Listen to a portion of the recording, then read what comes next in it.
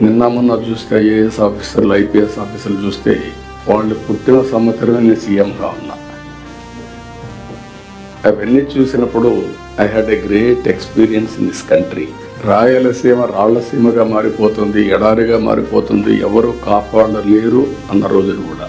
అయితే ఈరోజు జరిగే పరిణామాలు చూసిన తర్వాత ఒక నిర్దిష్టమైన ఆలోచనతో మనం ముందుకు పోతే ఏదైనా సాధిస్తామనేది నా ప్రగాఢమైన విశ్వాసం. ఈ దేశంలో ఎవ్వరూ ఆలోచించినప్పుడు విజన్ 2020 తయారు చేశాం. దానికంటే ముందు మీరు ఒక్కసారి గుర్తుపెట్టుకోవాల్సింది 1991 కంటే ముందు రిఫార్మ్స్ రాలేదు. రిఫార్మ్స్ రాకంటే ముందు మీరు చూస్తే ఆర్థిక వ్యవస్థ 2%, 3%, మ్యాక్సిమం 3.5%. అది ప్రపంచం అంతా మనల్ని ఎగతాళి చేసేవాడు. ఇది హిందూ గ్రోత్ రేట్ అని.